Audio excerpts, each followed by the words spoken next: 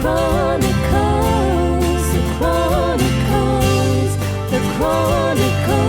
of AghyNarnia. The Chronicles of AghyNarnia. Super Mario movie where they go, who is he? He's not important. That's right. Oh, I missed that. Hello there. Welcome to the Chronicles of AghyNarnia, the podcast that delves into the lives of everyday legends as they tell us their stories, the tales of yesteryears gone by and ones yet to come. I'm your host, Andy Dolan, a part-time teacher, part-time bar best friend, full-time wind-up merchant. I'm here with my fantastic co-host and friend Claire Devine as we both navigate our way to chronicle these amazing stories into becoming myth and legend. What can I say about Claire? She is a diligent pharmacist by day, a talented artist/musician by night, and above all, a mother 24/7. We both grew up in a wonderful little place in the middle of nowhere called Aghyaran, or as I've always called it, AghyNarnia. Whenever I told people where I was from, they would often struggle with how to pronounce Aghyaran. They'd say, Aghy, what? So after a while, I just found it easier to say I was from AghyNarnia. I would tell them you go about 5 miles out the road from Castlederg until you lose your phone signal. Not long after that, you'll come to a crossroads with an old abandoned wardrobe. Go beyond the wardrobe and turn left. But whatever you do, never turn right. We'll never find you again. So let me tell you about AghyNarnia, our beloved townland way out in the wild west of County Tyrone, way up yonder in the north of Ireland. It is a beautiful part of the world with its green meadows, roving hills, tranquil rivers, enchanting woodlands, and of course its charming inhabitants. So for our first season, home is where our podcast story begins. We'll meet some of the wonderful people of AghyNarnia, the AghyNarnians, and hear their stories firsthand. There's something magical in the air around home, and there's something special in the water. Then again, we do have a distillery nearby, so maybe that's just the tequila. The community here is 1 in a million, and over the journey of our podcast, you'll find out why. In seasons to come, we'll venture further afield to other communities beyond the wardrobe, but never down that road to the right. In terms of socials, you can find us as AghyNarnia. So firstly, Claire, Cracky-chan, how are you? I'm doing not so bad. I've just finished up a week of football at the Foyle Cup, so a busy time for parents. busy week. Yes, but it was fantastic, and the boys had such a brilliant time at it. And yeah, the weather was fantastic too. Thank God. It's amazing the amount of teams. And Mammy's had a great time too. It was very emotional, I have to say. Yes, penalty shootouts can be very dramatic. Yes, they can, and you come back a bit hoarse as well. I'm very quiet on the sideline. Yes, no, you would not be shouting at referees. No, definitely not. Not at the refs, no. Well, who's our fantastic guest today? So today we have Áine and Deirdre Dolan. Welcome. Hello. To Aghyaran. Well, you're not Aghyaran anymore, but no. Your home and your heart has always been Aghyaran. I think you're always Aghyaran. Yeah, absolutely. It's familiar territory. Like even when you're away from it, you're in it kind of in your head at times. It's lovely to drive back. Yeah, and it comes with you. You can't leave it behind you, and you wouldn't want to, but it comes with you. Definitely not. Like, and so many memories. And as I said to you, like, this was such a special one. And anybody that's ever come to Aghyaran and they go to play in Aghyaran, they'll see your dad's name up there, Michael Dolan Memorial Park. And like that, if anybody ever knew Michael Dolan, then they would know Tessie Dolan, and what a legend she was, standing behind him all those years. And it's such a special one. I'm so glad that you're here with us today to share your stories. It's an honour to be here.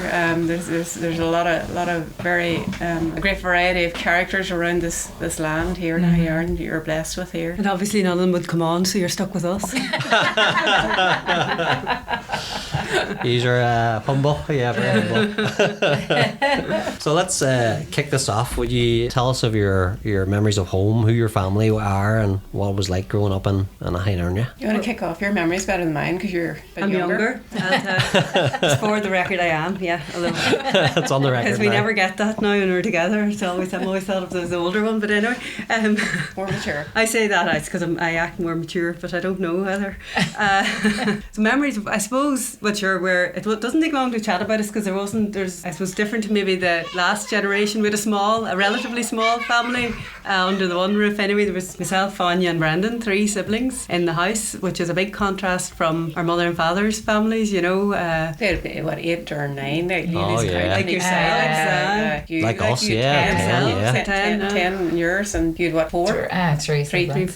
Three siblings, 4 of you. The oldest, the middle, and the youngest was I remembered. I'll bet. I was the middle. And you got the best of both worlds in the middle, you see. No, you got and the worst of both worlds. Mummy and Daddy, and that was House of 5, I suppose, was the youngest memories. It But was fitted in the car, like if car. Yeah. Oh, I remember us stretching like, I don't know how we all fitted in that car going to our granny's on a Sunday. Remember lying on the floor, or you were squashed in somewhere basically. You'd wonder how God, families twice your size were able to keep moving. I think early days, like I remember probably Brendan, obviously he was the boy, The oldest, the golden boy, the shining light. That we all probably had to make his way or towards the path, like, and I think he probably did that very well. And then the youngest, I remember Deirdre being born. I think it was my aunt was over Mary minding me. I think the morning she was born, and I mind being on her shoulder. What is the age difference between you? There's 3 between each of us. Oh, so there is okay. well paced. Oh, yeah. Family.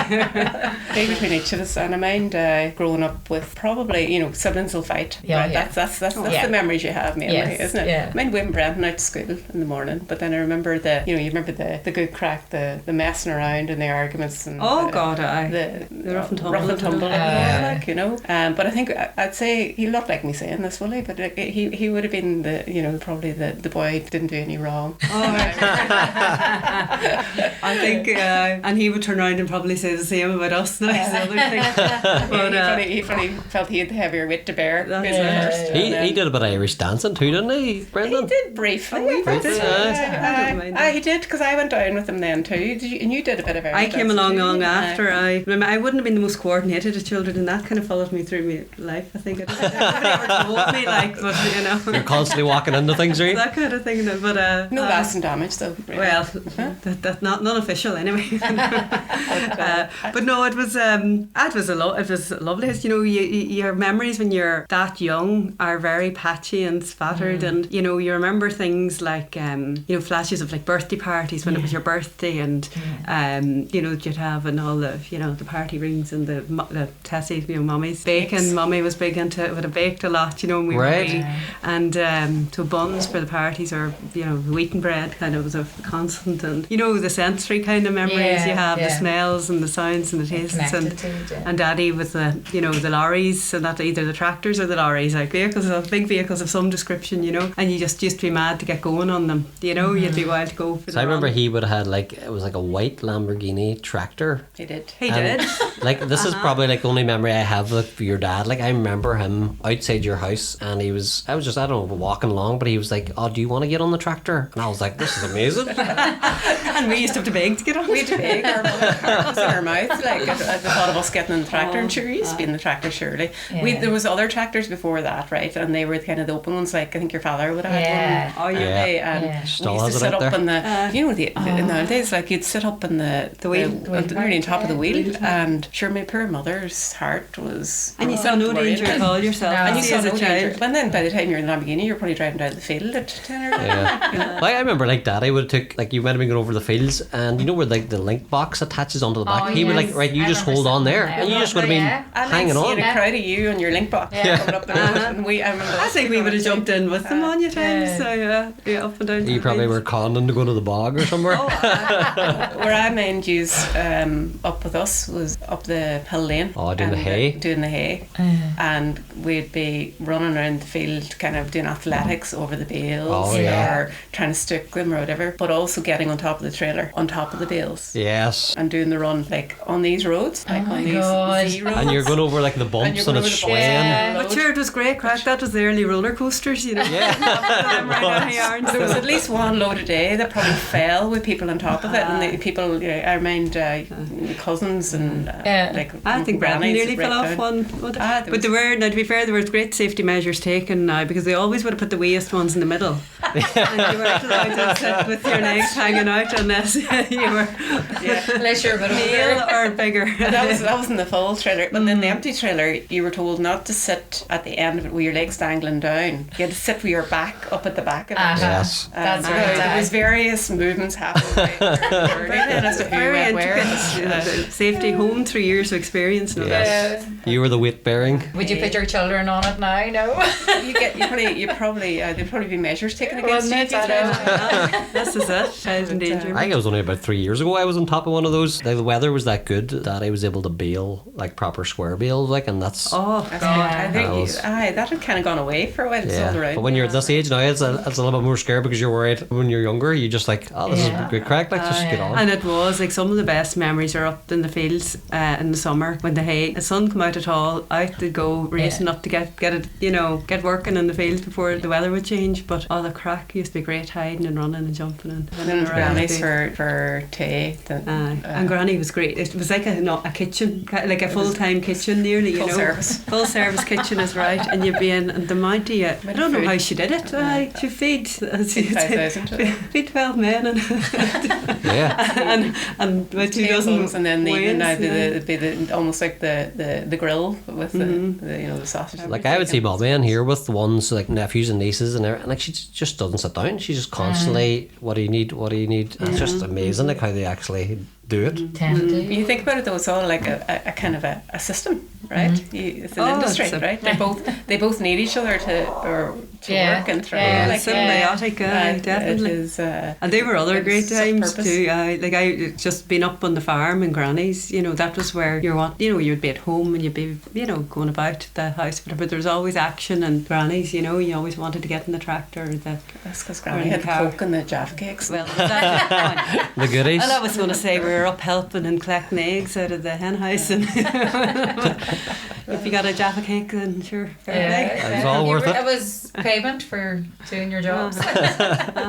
Well, what about your school days then in St Carol's here, or Gary Cohan probably it was at one point, like? Aye, What do you remember that? Showing our age, Carrie I know, Common. Carrie Common. School. I was just thinking about that earlier. Again, more patterns and memories. More patterns. Like primary one, like I remember Mrs. McGlynn teaching us in primary one. There must That's be, right, I think it Mrs. was never in a McGlynn, class under 30 people. There would have been Yeah, 30 big people, classrooms, big yeah. classrooms. But while great days. Yeah. Great days, and some very, very, very memorable and strong characters in the Yeah. school. Like the teachers, they were real institutions in the Oh, school. yeah. Absolutely. Ms. McGlynn and Ms. McSorley and Yeah. Anne Brannigan as Anne well. Brannigan, Like yeah. it really brought school to life. Yeah. They stand out for that. Like Anne Brannigan, I remember like her knowledge of Irish, like Irish history, like it was just unbelievable. Yeah, Phenomenal. it was in the stories, like the historical stories, and then I used to love the old Ireland's Own stories. I think she might have told Oh, some, that's and right. Sadie would have Yes. told some, and Yeah. Miss Mary McGlynn would have told some as well. So we were really blessed in that school for the culture, Yeah. the Irish Yeah. culture and the Irish kind of really helping Instill it. instill it in children. Like it's as a fundamental as much as anything else. Like, but Like there, you'll always remember like the poem Sadie McSorley. Oh, and it's free. Or was it I will arise yes, and go and I now? go to the- See, there we go. Yeah. I always remember and that. build what was it? Clay Small Wattles cottage. made. Yeah. Small cottage. But it was how she said it. It was just like Oh, you were sure. just Yeah. entranced watching her say it. Like, I No. will arise. Anyway. Yeah, no, Very it set the three U's off there as soon as I said it. So Well, when those kind of things come back to you so easily, you know that something's had an impact on you. The amount of things you've experienced in your life, but those things that come back to you. Yeah. Just like that's testament, I think, to some of the impacts it had. Yeah. And the other thing, just talk about the history there. The stories that we'd have been told, some of them out of Ireland's Own, but a lot of them like personal, local folklore, personal stories with a real link and connection, with real life, real things that happened, locally that are so connected to who you are and what and the community you grew up in, which feels a bit different now. When you're learning about history now, it's very much something in the past. It really felt like something that was it felt like something that was very relevant, at the time as well, which it was, I suppose, given where we live and where we grew up and the times we grew up in as well. And Jimmy Joe, of course, we can't forget. oh, Jimmy Joe. Jimmy Joe was Jeez. good. Great He was institution. the Caretaker. caretaker. Bus He was driver. a bus driver. Bus driver. He was the reliable. We used to walk down to school like from the house, obviously, in the morning. Yeah. Like again, like you'd be going down, maybe 5 buses flying past you at 5 to 9. He'd often stop and pick you up on the way, But I remember him walking me home This is like probably one of my earliest memories. He walked me home on one of my first days in primary school. I remember him. Had you been thrown out of the class? I was probably crying too much. I then remember school getting bigger, you know, with the mobiles coming on the playground. Primary 4 had to go out to there at one point, I think it was, and on the playground. I don't think we had staff outside either, because the staff room looked out on the area we were playing in for a while, and then the bigger playground was built probably closer to the end of my days up there in the primary school. I think Kathleen Lynch was a supervisor at one point. That's right, yeah. actually. And then remember the canteen and Liz and Kathleen behind the dinners. And the wee golden tumblers, wasn't there, and red tumblers, and you remember the? Oh my god! I used to think that place was huge as well. And you like it's tiny. It's tiny. And the school concerts, I remember them. There's one or two memories in there. Yeah. we remembered Michael Jackson and Kylie Minogue. Oh, it was brilliant. Loved it.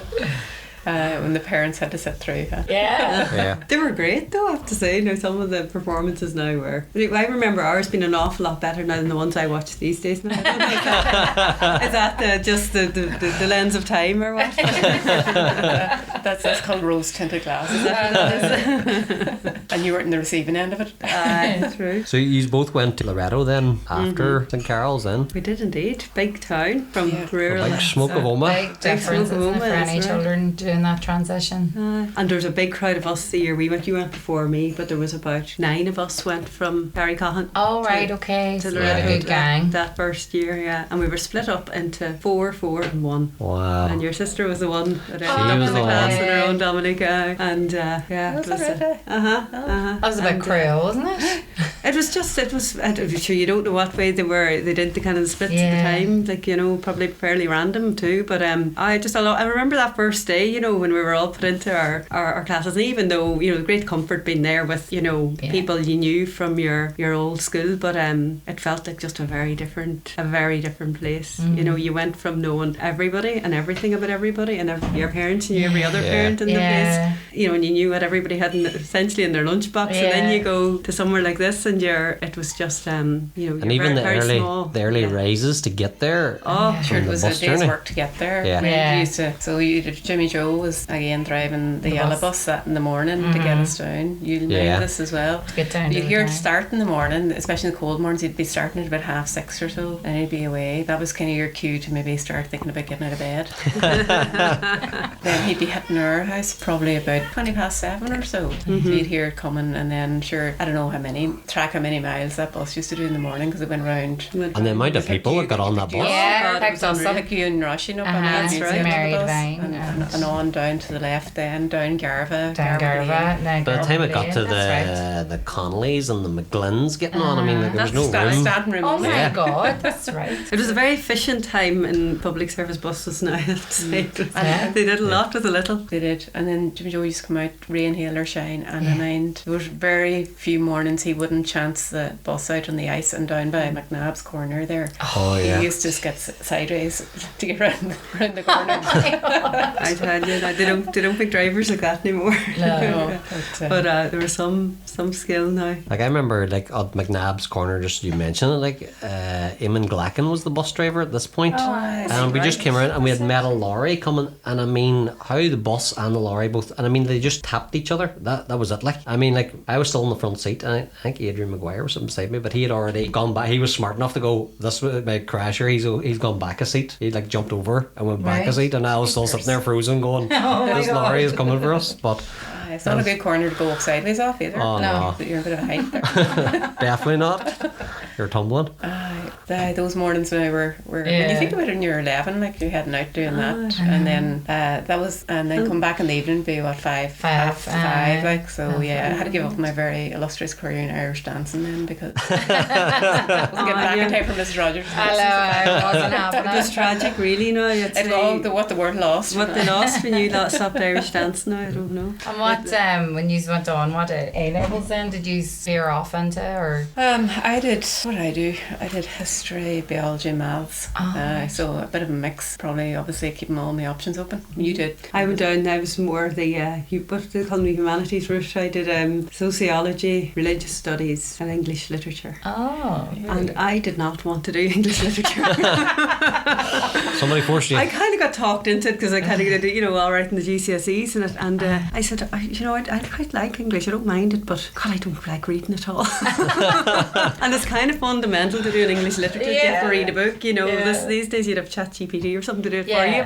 But somehow I got through it, and how I got through it, I think was, and I actually did a bit better in it. I ended up getting an A in my English literature at A level now, and I truly believe a lot of it is down to the teaching you get and the people in it. Like I had Mrs. McChrystal, Dolores McChrystal was her name for English literature for A level, and she just, and it wasn't even the way I teach it, but her own passion for it was just unbelievable, like infectious, like it really was. And she was such a character with it, and really cared about students and really wanting to pass on, that kind of love of it. But I just thought she was great, and somehow I kind of got into reading, and she was great with the poetry and all of that, give you a real appreciation for it. So that was probably something that was a big surprise to me, coming out of school. That's something I really remember. And a couple of other characters as well in Loreto at the time, some great, like real legends of teachers. Real legend teachers who, again, will mimic that passion for their subject matter. Like was Ms. McKay, I remember. She was something else too now. We had a history teacher there too, and we used to the rosary at the beginning of the class. Right. So she was able to squeeze in that. No, it wasn't Ms. McKay, it was another teacher there. And who else we got? There was a few nuns still teaching around that time as well. Yeah, the nuns kind of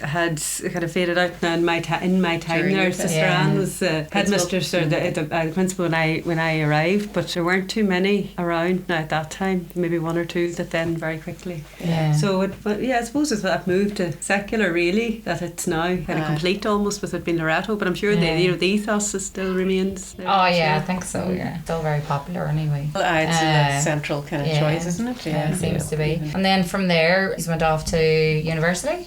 Yeah. Where did you go? Or I went to Queen's. We all followed Brendan up the road.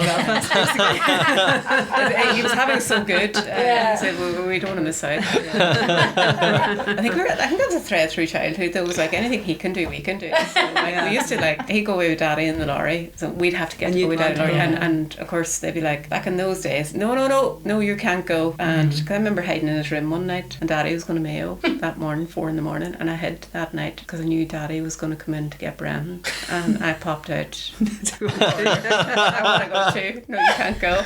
And the injustice of it all, because Brendan had been 3 years earlier and I hadn't. I just keep wasn't kind going to go. So we're digressing on that, but I know, but it is you do look up to your eldest and kind of go, well, if they can do that, like whether it's that or jumping off a tree or whatever it is, whatever they're daring you to do, like he can Irish dance, I can Irish dance. I think we're really good at that one. Could he? No, so he was up there already. I think he might have left here. I was starting though, or he was maybe going into placement. I can't mind, but no, Belfast was. I think he overlapped a year for some reason. Did he do a postgrad or something? Because then you and I overlapped as well. So that's right, he did do the postgrad, but he was up there. Sure, he was in, again, the very strong student and also mad about the football as well. So he was totally engrossed in the Queen's Football Club, and then he also helped the Ladies Football Club up there as well. Oh, right. Oh, brilliant. So no, I landed up then, and again, it's freedom, isn't it? You get from you're 100 mile up the road and you're in the city. It's the opposite of what you kind of grew up with. So you certainly go and try and live your best life when you get that exposure, I suppose. And then come home with the weekend to raid their cupboards. Get your washing done. Get your washing done. So just enough independence, but not too much. Just not all the independence and all the responsibility, I suppose, is how you wanted it. But it was good, wasn't it? Like Belfast was that was around. It was just before when I was there, showing my age now. I think I was at college when the Good Friday Agreement was signed. I was still in college that time. It was just before that was my second year. Was that your second year. I must be my last, approaching my last year then, and God, it was really like a lovely place to be a student. I think, right? Really enjoyed it, and then with all the football and stuff going on too, and getting involved, got stuck into that. What was it you studied there? I did maths, maths and stats, and right, you were in the same course then as I had. What I operational research. You do operational research as well, yeah. So I need to put it more to good use. So I'm a bit rusty at this point. He's done all right with it. Was there like a Hudson and a Davidson took those? That's right. Yeah.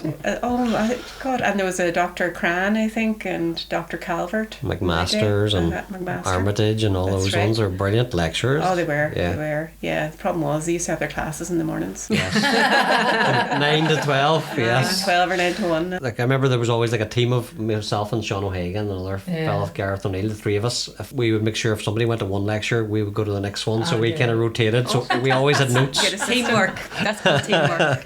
Very important. You find your group, don't you? You find a group, and there's been like some really super students in my they helped keep you afloat a little bit and take you through it. But it was great days back then. Like, and then I suppose when I was leaving college, then there wasn't a lot of probably as much opportunity in Belfast that time as there would have been, say, down Dublin. Dublin really started booming, so you're thinking, I'll take a couple of years down there and come back just to get a bit of work experience. What did you go on then to work as?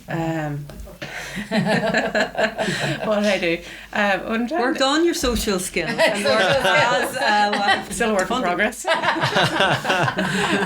Still working on everything. I went down there in 99. I think I had 2 or 3 job offers and nowhere to live. There was just couldn't get accommodation back then. Like, and they think the housing crisis is all now, but it's always been there. It's almost like a rinse and repeat a wee bit, but anyway, I ended up working in fund administration just for a couple of years, just to kind of get my feet onto something again. Like, I was leaving college and I hadn't ever set a vocation in my head as to what to do. What you wanted to do. You're kind of let's go down and see who'll take me first, and then take it from there. But I remember then I slept in a friend's floor. A girl that was in college was Martina. She's a Fermanagh girl, and for 3 weeks, and then I moved into a spot. A squat, did you say? Or a spot? Did you ever get to that place? I remembered. I think I might have walked through it once. You know what? And that was enough. I never lived and worked as a student, and oh my God. I remember it was like this downstairs flat, and there was 2 boys in it, and they were from Limerick, and in the interest of protecting privacy, I won't say their names, but I nicknamed them Podge and Rog. They used to eat out of saucepans and things, but the windows in the place were black, like with mould, and the bath was black with mould, and you used to have to get up at 5 in the morning to put on the hot water, so you'd have a hot water to actually shower before you go to work. So I lasted 3 months there, and then Martina and I actually moved in together with a couple other girls for a few years. We had great crack down there. That was the beginnings of Dublin. I was in that job for 2.5 years, and then I thought I'd go travelling. Oh, brilliant! You didn't travel. But I didn't travel. It's good that though. I woke up one morning after my leaving do, probably thinking, how am I going to pay this month's rent? When I said I'd had enough kind of what I was doing. I get lined up to travel, and again Martina had started a recruitment agency a month beforehand, and she said, here, there's a job here, tide you over actually. And I got in the door, and I'm still in the same place now. No way. 3 years later, doing different, running the show now. Not running the show. So I didn't achieve the travel piece, probably. You can do holidays though. That's it. You can afford to do the holidays now. It's been just that was as simple as it was. So I never made it home there yet. Anyway, but there's always a future. It was just meant to be, wasn't it? Martina gave you that nod and that job. Give me the nod, and then they stuck me. Right place, right time, and. Well, that was my journey. But Deirdre. Where did you go? Like that. I went to Queen's as well, but like that, it was a huge amount of independence, right away, and you're kind of going, what to do with this? Like the tyranny of choice. There's so much on your, open to you. I did psychology at Queen's, and I suppose looking back now, we were very lucky to be able to kind of go, well, what interests you? So I did that for an interest, because I was just really interested in it, and I wasn't again, well, sure about where it might lead. What kind of a job would you get out of it? And there was different fields in psychology you could do, and and I was kind of interested in those two. And as you go on, you kind of go, well, yeah, the reality of the working life in that field kind of comes to you, you know, and you kind of realise, you know, you do your research and what have you, what would it be like? And I didn't pursue it then ultimately as a vocation, but I learned a huge amount studying it, and I learned a huge amount from my time in Belfast in every respect, you know. It was just such a mix. All of a sudden you'd have this independence and you know, I was joking with the responsibility, but you've your responsibility for yourself all of a sudden as well, and you know, and you're working and studying and having the life of it as well, you know. And it was phenomenal. Made some brilliant friends, and friends not necessarily just in your course, but like made a lot of friends through kind of your part-time jobs you would have worked at up there as well. And it was I think we were kind of lucky, all of us really. Myself and Áine, anyway, Mommy's sister Sally lives in Belfast, you know. Right. So we were probably the only people in Ireland who used to go to Belfast in our summer holidays when we were wee at that time in the 80s, you know. I did. Oh, did you? From Belfast. Okay. But honestly, now and them are the types, you know, you think it's such a juxtaposition to the kind of the troubles in the north, because we used to love going. We would go for maybe 2 weeks in the summer. Daddy would drive us up, being with Mommy, and we'd go and we'd stay, and Daddy might be up Daddy go foreman or whatever to work in the hay. But we had the greatest time ever. It's a leisure centre nearby, and we used to get to go to that. There was parks and playgrounds and all sorts of things. And going down to town and having to go through turnstiles to go into shops and get, you know, scanned. Like that was our idea of great crack. It was so different. So different. Like, so I suppose when we went to university, well, I kind of thought, well, I kind of know this place a bit, you know. And we used to holiday there, and and of course I had Áine and Brendan, that security blanket of having gone before me too, which to be fair, it's something you don't necessarily are aware of at the time, but really it is something it's important, you know. They've given you a good sense of it. No, I absolutely loved Belfast. Some great spots, you know. I think the Botanic Inn is ubiquitous. The egg across the road. And the egg across the road, and all these bishops for the chicken curry chip. Oh yeah. It was it really was kind of your growing up. It's where you grow up and you learn all sorts of things, you know, about yourself and about the world and people and all of that, and the houses you know, we talk about the houses you live in. To be fair,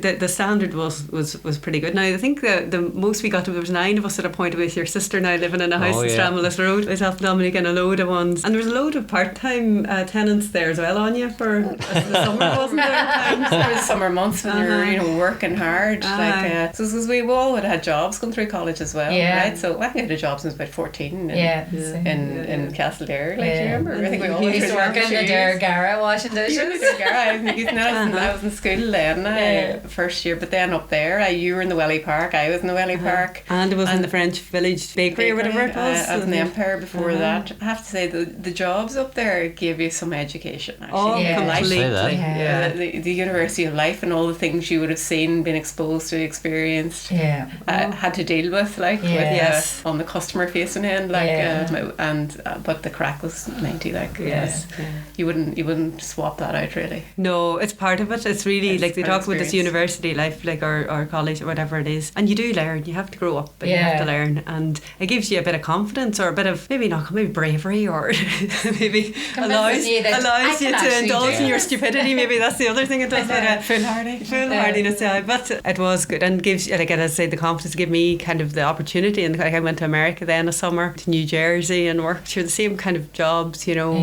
Those sorts of experiences that you did, you appreciate them of course at the time, but you just don't realise the uniqueness of that, the memory it is for you, you know. You kind of think, well, this is just life now, this is kind of how it's going to be, but actually that first time you do something like that, like go away, is once in a life. It genuinely is a once in a lifetime thing, you know. You don't get to repeat that. You had a great time out in the States then too, and I never made it out to you, but it was good. But there was friends of mine out there, you see, before I went. Again, you have these security blankets. You think about people who would have immigrated, you know, before you know, in times gone by, like to America and to England or London and all of that, you know, and they went off on their own a lot of the time, or might have had a contact, but like we went through choice largely, you know. We had the choice to go, and we had great crack, and it was a choice of experience and all of that, rather than a necessity. But it was still that student vibe, you know. You talk about being different, it wasn't all that different really to being, you know, at home in university. It was just a different environment and a different better weather, put it like that. Well, one thing I'll say is, though, you weren't selling guns at home.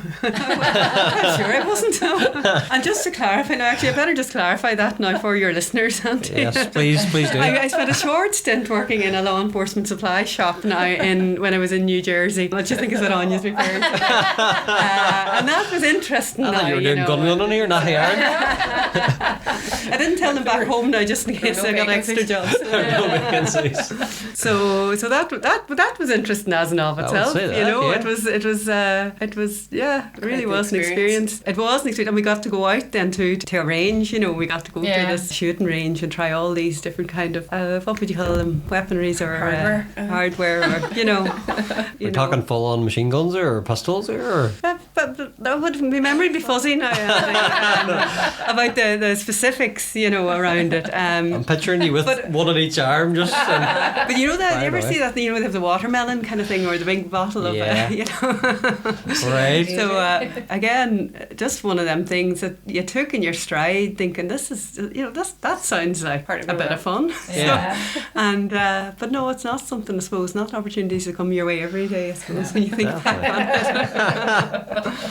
What brought you back to home then? It was a summer thing really, Right. and then I went back out again. But that was, I had an opportunity. I did a few repeats of exams. I think in my third year of university, and then I had a bit of a break between. So I didn't go out for the summer because I had kind of late summer exams, and I had a bit of a hiatus then up until the graduation, which would have been Christmas. So I went out again for a few months, you know. But then came back for the graduation. Then decided I better figure out what I'm going to do with myself. And eventually, I actually continued living in Belfast. Then when I came back for a bit and worked there for a while in a place called O'Neill's. It was like a restaurant bar and that. When I was figuring it out, eventually then anyway went to Dublin, followed in Áine's footsteps down the road, and did a postgrad in business studies and human resource management in Dublin Business School at the time, and then started. Sure, you don't get to rest in your laurels long around Dublin because you have to pay. So you know, as Áine's as it is, Yeah. it's just immediately kind of things are hitting you. And started working in a hotel down there in human resources. You know, kind of a first step on the ladder kind of a job. Joined that, and about a week or two into that, they told me, oh, actually, do you know, we're closing down the hotel and the place.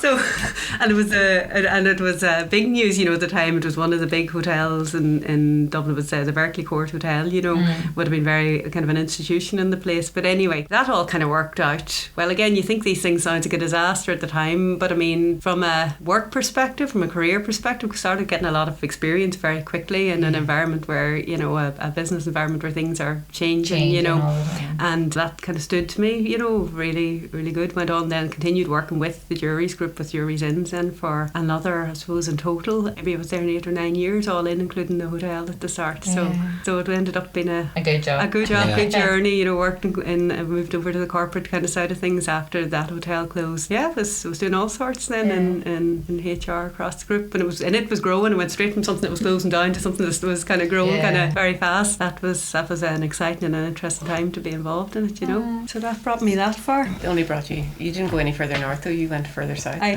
kept going south. Started the migration, I'll keep going. I met my now husband then after that, and moved ultimately to Wexford, set up shop there, literally. And how do you find living in Wexford? Wexford's a fabulous place, it is, it's lovely. It's I suppose the sunny southeast as it's known as. We're very lucky down there. My husband comes from a family of, there's 5, you know. My husband's called Brian McCarthy, so he's a pharmacist himself, Claire, like yourself. That's right. He went to college with Aghyaran, wasn't it? Oh, that's right, yes. That was my old boss. Yes, that's right. Yeah, it's a small world. Very small world. You've already done your research on them then? No, because I bumped into you one night in the Aghyaran Centre, and we got chatting, and I was saying I was down in Longford and I was working for Aghyaran. She says, oh, my husband. And Brian was with us that night. That's how it came up. He knew. That was a lifetime ago. Sure it wasn't. Indeed, this is it. It's a lifetime. So she had withdrawal from Dublin, you know. We used to. Right. Oh, I did, yes. Because Dublin's great, like. I mean, it's longer than I'm out of it now. It's great, but it's not home. But at the same time, I'll have to caveat that, like, it's not home. Deirdre we lived together for a few years, and then we didn't move too far apart. We didn't move too far apart. No, we used to meet every Thursday. We shared local social institutions. Yes, I suppose. and we'd always meet up every Thursday for a bite to eat and a few drinks generally and slats. Buzz near Buzz Bridge there. And the barman got to know us very well. They gave you a lovely leaving gift of bag of potato, wasn't it? Very generous. It was obviously worth a lot to him over the years. Was it cheese and onion? I think it was. Oh, there you go. That was special. I always remember that last hurrah. We used to give when the bog and cranberry 2 for $5. Like that's right. Yeah, so bargain. So those were good times. I know, and Dublin is a great city. And I suppose you miss the buzz when you leave somewhere like that. Yeah. You know, I'd say that you miss that initial buzz. I kind of always would have had a sense, you know, when you grow up somewhere like Aghyaran, I never expected to live in a city. Do you know, when I really grew up, you know, when you properly grow up, you kind of get bigger for a while, but then you have to eventually, I think, maybe grow up. I'll get there one day. I kind of had a pull to the country, a kind of a rural, more rural kind of culture, kind of, or something. Do you know? Yeah, it called you back. It does call you back. Yeah, well, it called me further south this time. But it is now to be. But I would say there's similarities. We live very rurally in Wexford. You know, we have a lot of family close by, a lot of, you know, and all of that, which is fantastic. You know, and I love to have that for the kids. Like, you know, it just feels I can really relate to what they have with their cousins and all down there. You know, what we would have had around here, especially the summers. You know, and when we'd have had all those great trips to Fondorn and Rossnala. And the annual holiday was a trip to Knock and then maybe a trip to Bundoran. That was the standard fare and was always enjoyed. But then we got a few other trips in though too, though, like when the summer scheme would always take you away to places. Summer scheme, I remember going out kayaking and ice skating, sailing. I was on the Ocean Youth Club as well. Right. Went sailing for a weekend. Wow, very good, amazing. I mind actually, the summer scheme must have been the summer scheme we went off to in Fermanagh. I remember being in a wedding actually at Lusty Beg. They have an activity centre there. Yeah, I believe so now. Someone had said it recently. But you'd be squeezing into the wetsuit tonight to go on the lake, and the speedboats and the parasailing and all of that. Now it really, like, we were actually, you know, the things we got to do was phenomenal really when you think about it. And the bus to Portrush. We were always going to Portrush for a day. Oh, did you? Summer scheme, Barry's, wasn't it? Barry's amusements. That's right, Barry's. There was something very similar, like a water world. There was a water world in Portrush as well. Yes, no, that brings it back. That's right. Because I couldn't swim. I think I nearly drowned several times. It never stopped us from getting in though. No, I know. Well, it's good to have the summer scheme here actually. I always mind heading over in the mornings to the centre. I'd be so excited, like do horse riding too. I remember doing horse riding too. Up in the Tullywasker or somewhere, was it? There's horse riding. We did some up in Michael Hill as well. I remember going to Tullywasker to do it. Very good. Maybe a generation gap there. Possibly. No, some but our cousins used to come home from England too, though. Daddy's sister Margaret lived in England, and the ones from London as well. Mommy's brother Michael. And Michael, Mommy. There was always a day or two out when they were about, because they would take you out, and Scottish as well, Rose and Charlie. And they didn't get home very often now, but when they did, like, the crack was good. God, we used to get in wild bother times too, though. Speak for yourself.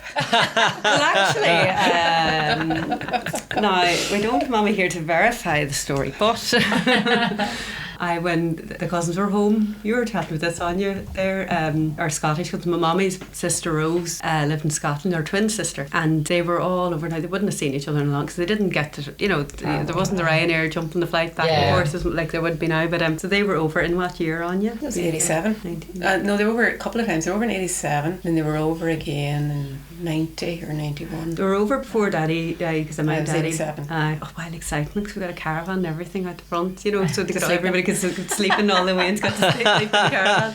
And but we were out, and we used to go, sure, the entertainment was the walks up the hill lane and down by the river, down past Joe's, and we were up the hill lane anyway one evening, and we were kind of hemming in hand, will we go all the way over to Mullinbreen and down, you know, that was real, you know, exciting track. But we were going up by the stone, you know, the Mass Rock. That's further up in the field, and there's a sliding stone, or there was a sliding stone up there too. Or it is it, isn't it? Can't mind now. Do you mind sliding stone? Yeah. You bring up a plastic bag and slide down. Yeah. I do. Because if you didn't, God, and let's just say trouble, or on the side of the mountain. We kept that a secret from you, Claire, on that side. But we were up looking at that. We were messing about. It was getting dusk then. We were getting starting to get dark, wasn't it? We thought we better go home. There was a big fire then started at the top of the hill. Do you know that? Get down past it. Kind of what was it called? The quarter? Did they used to call it? No, there was a bit of a dump at the top of the. Yeah. Well, there was a big fire. It's been set up where Cashel Rock is, just at the.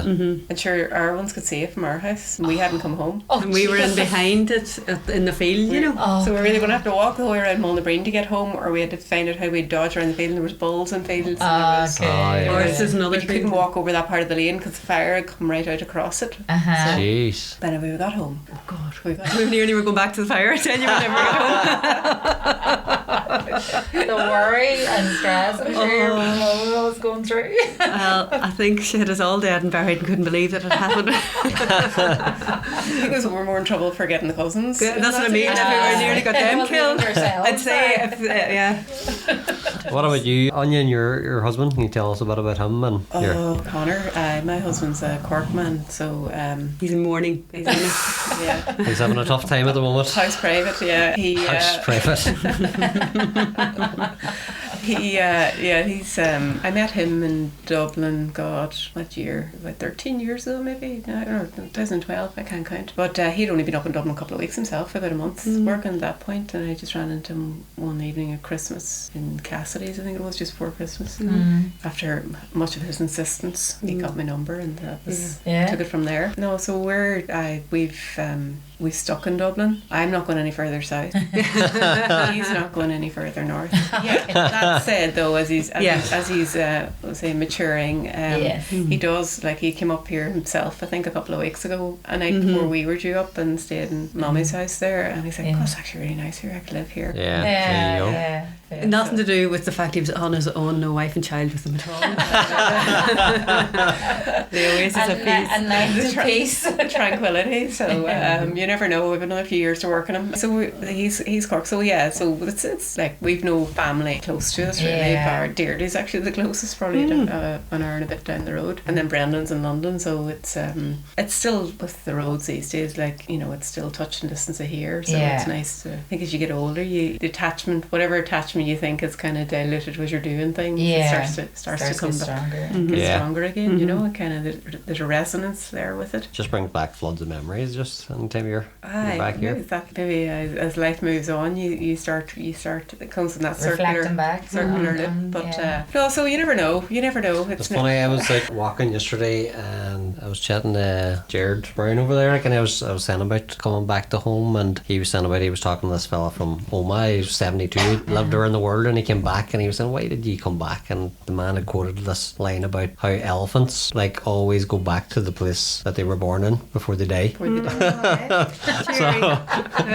That was like touching wood. I was like, well, hopefully I'm not passing away anytime soon. Like, you're not feeling that pull just yet. It was probably something in it, alright. Definitely. Well, you bring it with you. I think through life you assimilate all these experiences and all these kind of new things that you learn and grow and all of that. And there's just so much going on. It gets in there along with what's core to you, you know. But I think then the more that settles down, you kind of the AghyNarniaism start coming back through. It's also it's because you're away also, though, because when you do come back now, even when you're driving down the driveway there, like, you have a much better appreciation of what's right around you. When you're living it every day, sometimes maybe it's the case you don't that appreciate it. Well, you're so used to it, but when you're coming back sporadically, and I think COVID changed a lot of people's mindsets whenever they were in cities and they didn't have the gardens or the space to go out, and a lot of people since COVID have started to go, maybe I want to branch out to the countryside a bit more here. Definitely. Well, it makes people kind of reflect on what is life, or what is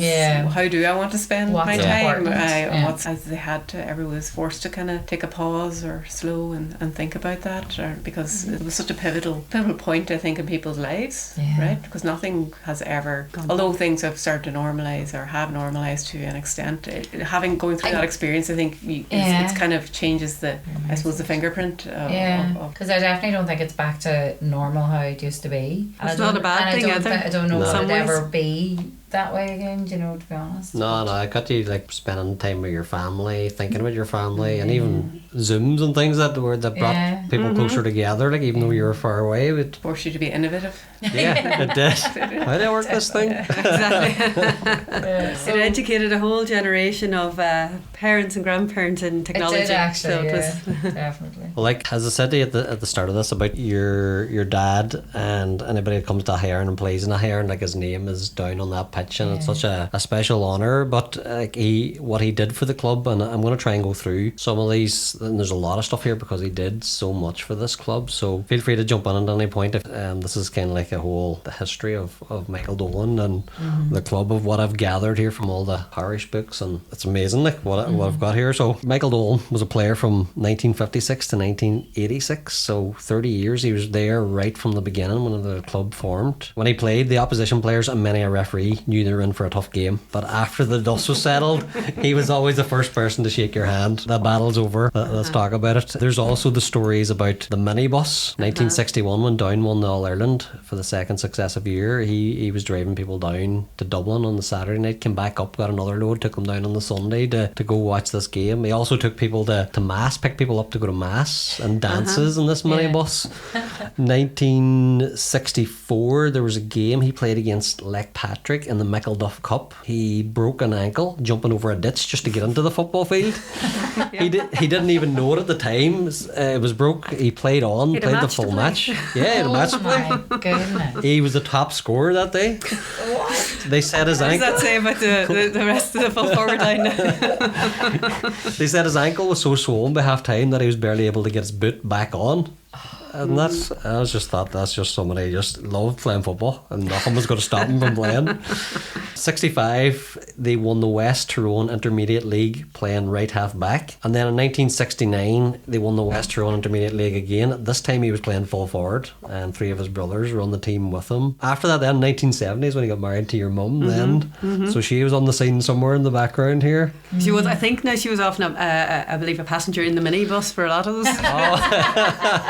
That's how they became acquainted. Oh, stop. Well, I know, I think where was Mommy at that time? Was she Derry? She was nursing Derry. And I'd vague memories, just bits and pieces of stories, when you haven't lived it, then you kind of pick up patterns of it. And but he lifted the odd time, from Derry if he was going home, but he might have had to go by Kilkenny or somewhere to pick up, the brothers, Andy and whatever down there. And so I think she ended up in she mightn't have known it, they were having a detour, but date night we're going. Date night is right. We're all I just wanted to get home, but let's go to Kilkenny, sure, why not? Oh my goodness. So you married to your mum Tessie in 1970. 1971 he was part of a team that won the Aghyaran tournament. The Aghyaran tournament was massive back then, against Donegal Town, taking a part of Donegal County All-Star player Donald Monaghan. 1977 he won Division 3 with the club. People would often say he played his best football during the 70s, even marked Tyrone legend Frank McGuigan, and what was quoted was, the bigger the name, the more Michael Dolan relished the challenge. Now, during the 70s is probably his best played his best football, but he went through a lot of tough times there. He lost his brother Brendan, car crash in 1973. His friend Mick McHugh was murdered and brutally murdered in 1977. So a lot of tough times that he went through along those, but he was always there, still plugging for the club no matter what, through thick and thin. Made a very close friendship with Michael McSorley, Sadie's husband. They did a lot for the club, raising funds to get the pitch that they could own and play on in 1979, and part of that was actually instrumental then in the clay they found when they were digging out for the pitch down there. They thought, this is really good, we'll use that, and that's how the hill came about for the St Carol's Primary School. And then 1981 was probably the biggest one that they ever got. They won their first ever championship, the intermediate championship against Coal Island, and it was your dad's ambition to always get that championship medal, and he did it at the tender age of 40. As legend Jamie Owens would have said famously after him, he says, Michael Dolan, you were old enough to play in 1956 and young enough to play in 1981. Very good. And there was a player on the opposite side that day, an Aidan McMahon from Coal Island, that they played and beat that day, and he said that Michael Dolan won the only way he knew how to play, with honest, full-blooded endeavour and commitment. But that didn't stop him playing at 40. He continued in 1983. He won Division 2 at the age of 42. Also got the championship final, but he tore muscle before the start of that game, and unfortunately they lost that day then without him playing. There was an interview, him and Charlie Gallen, who was like a manager of the team back then in 1983, that he gave, stating that your dad stated that he hoped that one day the club would have its own centre, and he wanted to encourage more people to take an active role in the club and give the community an identity of his own. 86, he had retired from playing after 30 years. He went on then, he actually became manager of the reserves, even though he stopped playing, he started, and that was until his untimely death then in 1988, and that was actually 2 weeks after Michael McSorley had actually tragically died then as well. And so like from that then, like he did so much for the club, and like people remember him as like an exemplary family man, enthusiastic member of the community, dedicated player and club man. His sincerity, his friendliness, how he spoke his mind, and he was never afraid to lead from the front. His friend Brendan Harkin would have said he was loyal, keen, committed, enthusiastic, with the very essence of the man. And the funny thing is that Brendan Harkin, when they first met, was on a Gaelic pitch, and that was after Michael just put him to the ground with a full-blooded shoulder charge.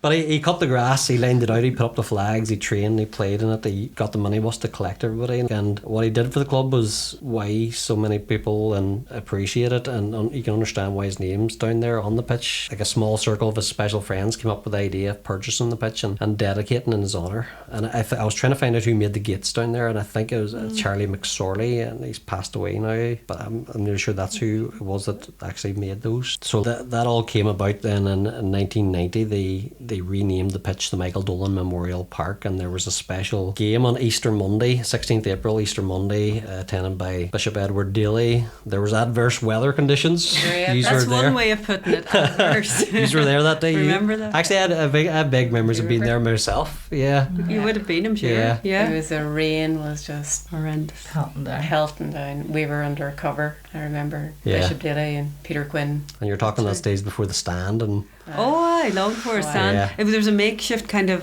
stage. What would you call it? A stage canopy with like a kind of a tarpaulin over it or something like that, you know, for the. I remember being on that and looking out at people getting soaked. It was.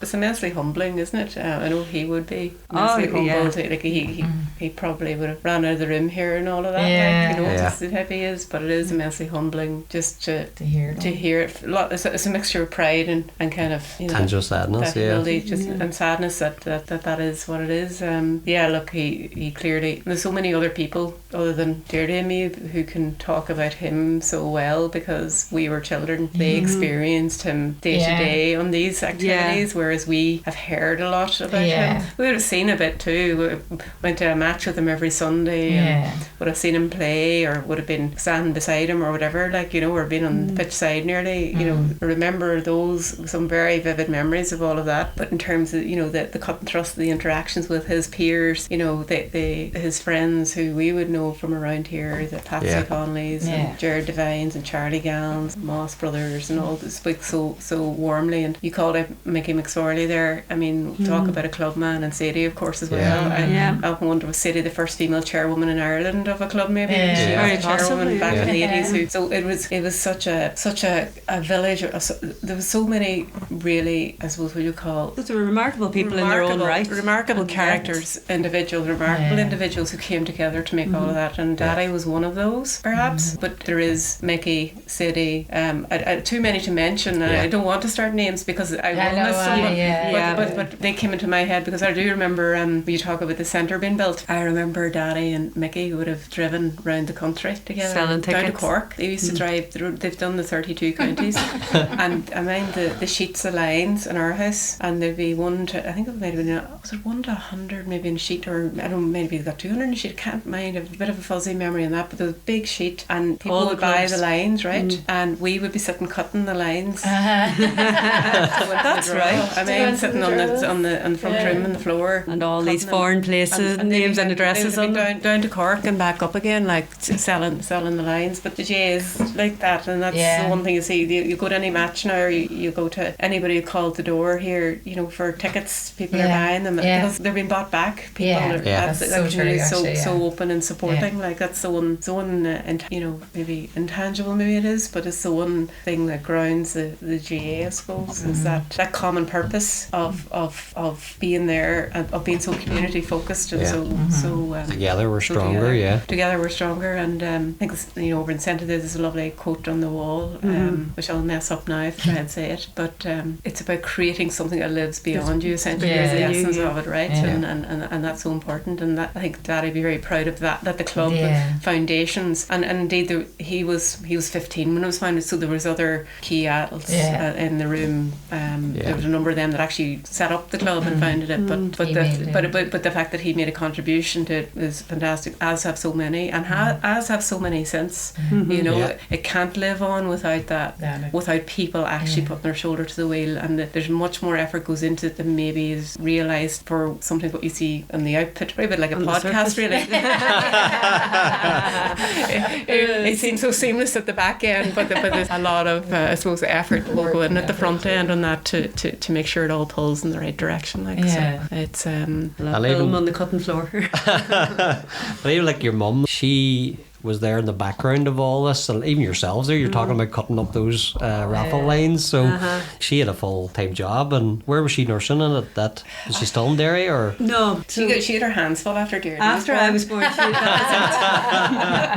I am responsible for that now, I have to say, and I came along that was the end of it for a wee while. For a while anyway. And before that she worked in before she got married she was in England. She was in Northampton, I think, nursing for a while, and she met a nurse in Castleberg, I think, for a while, and she nursed in Grandchip. Your mum was a nurse. Your mother was, remember, maybe, and might have crossed paths at one point. I think so. And then she was in Derry around the time she was getting married. I think they might have lived up there for a year or two, and they were building Trenamungan. And then she was working till you were born, although obviously she would have had her maternities and she would have bred me.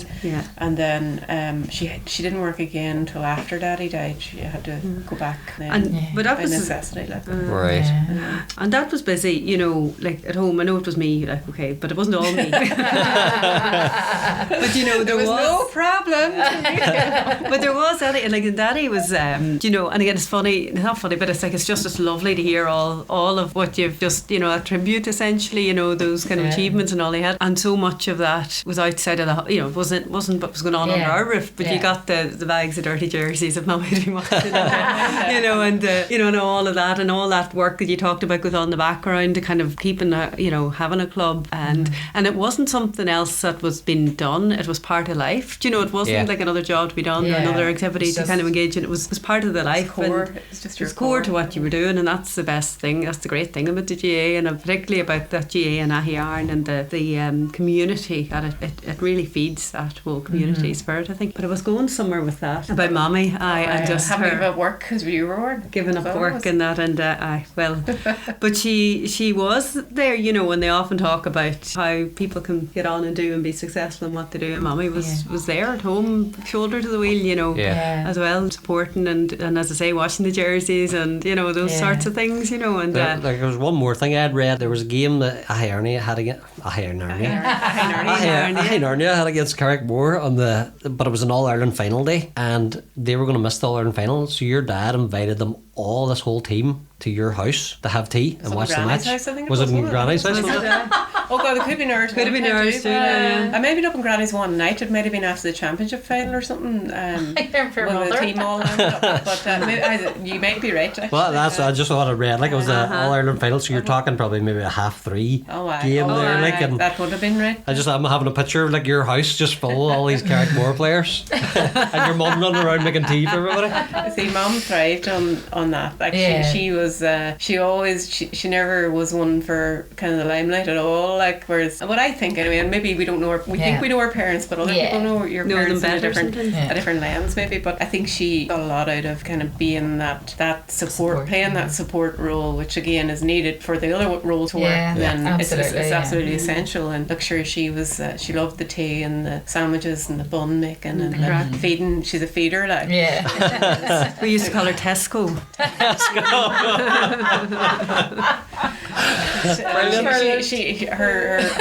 her main objective was to make sure everybody was fed and watered. That was it. And she wouldn't. And even if they are fed and watered, they must be around too. Like you know, it's that was her successful day. Like, but always, you know, because after her daddy passed, like she wouldn't have been. She was never outward facing, I suppose, or more so than the social side. She was very much a home kind in of her home, in her family, piece. her faith, and because we were just talking actually. You were talking about that story came into my mind. The first, I think it was maybe one of the first times she did venture out after she went to a play. I think it was at Aghyaran Centre. I'd say it must have been 3 or 4 years after Daddy died. It must have been Eileen, was it? Auntie Eileen. I think Brendan was 15, 16. He was about to do his. Oh, he's about to do his GCSEs. And he would have been in 4th year when Daddy died. So okay, so it was less than 2 years, but it was you know exam weather, right? Yeah. And there's probably a bit of badness going on around our house with Brendan and Deirdre, and less so me, but I would you tell the story because I remembered vividly, and then I'll correct it for you. Anyway, there's some shenanigans going on with water and been thrown at people outside and that. There's a bit of a water fight, I think they would have called it in the day. And I think Brendan had soaked maybe Deirdre, was it? And one of us anyway. And he went charging around the garden to run away from her so he wouldn't get hit. And he tripped over a bucket. Must have been a bucket and spade or something. Right. Bucket. No, it was Mummy's bucket out of the kitchen. Was that it? had been procured for the purposes of the water fight. Her good bucket. Her good bucket. No. The good bucket got cracked, and so did Brendan's arm. I think his wrist took a battering. I think he needed surgery on it, but it was his right hand. He had his exams a week or two later, I think. No way. But sure, we had to go then next door. Was it? Well, if you are asking me for my input now, I'll give it to you because what happened was I had been soaked in. It might have been by you, Áine, now that I think about it. But in I was because I was soaked head to toe, so went in for a change, and the next thing I looked out and the garden was empty. I thought they'd run off and deserted me. There was just a broken bucket, literally in bits in the middle of the garden. So I did what what ages a 9 or 10, 11-year-old would do, and got myself changed and sat there for a while hoping a grown-up would turn up. And I didn't have to wait too long. What had happened was Áine had gone off then with Brendan over to find her mommy at the centre. The first out. And she'd taken from the house in whatever 2 or 3 years. God. To bring him to hospital. I think Eileen and Auntie Eileen drove Mommy and himself up to the hospital, and he had got the arm patched up anyway, and so that was very eventful. So that was the event of the evening.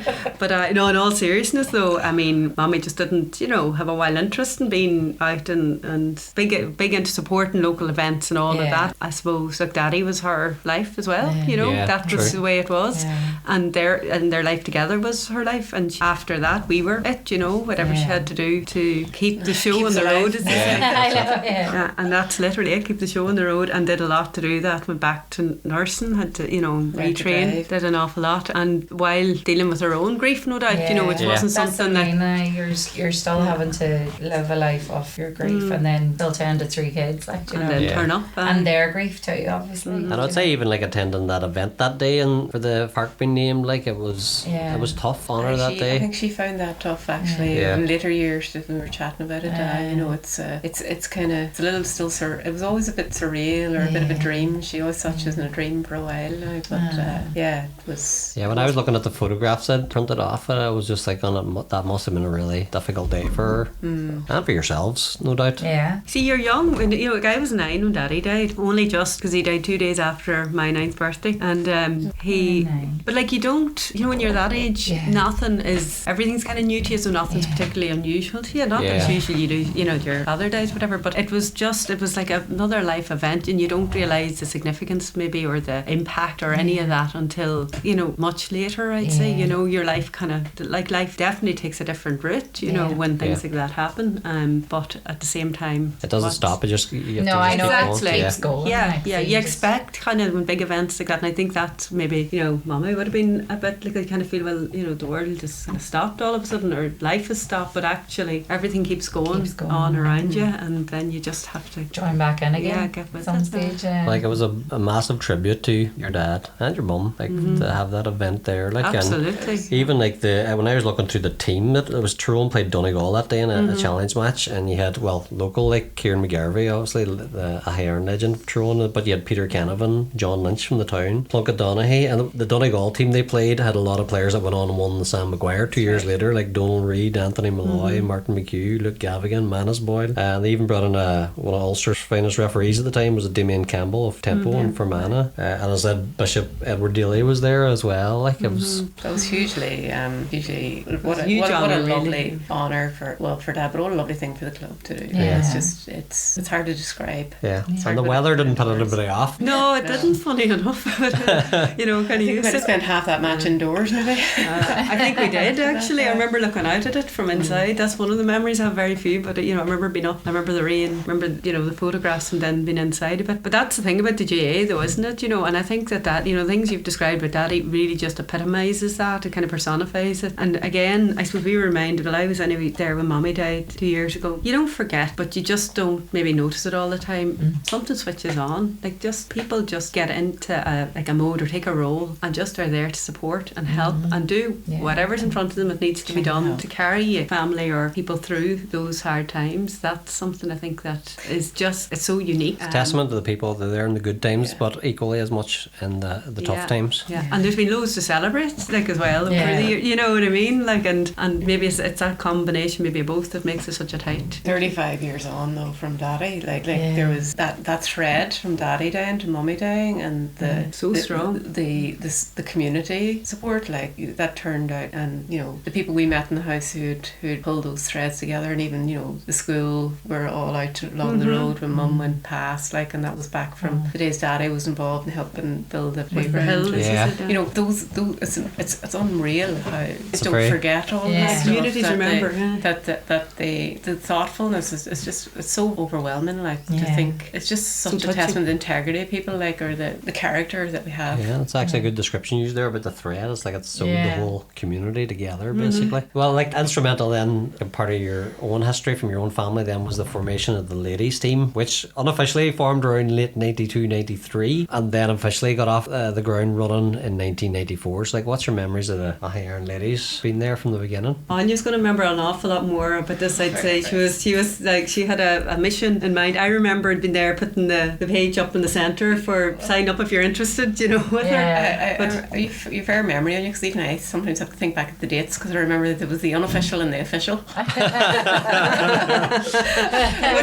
which we allowed to talk about. Kind of a theme around these. But I think it was 92, summer 90 or late summer 92, and I remember Aghyaran used to have sports days, but I don't think this might have been a sports day. It might have been a day Aghyaran men were playing over in the pitch, and you're over again, like, because that used to be Sundays, like your Sundays were the pitch. And then like Brendan was probably hitting senior, playing around, well, he would have been hitting close to senior, because around 17, 18, 19 you started kind of looking at the reserves, or the seniors must have been over. But again, the spirit of equality and all of that, like if Brendan jumps off a tree branch, I can jump off a tree branch, and anyway, we've had many of those over the years.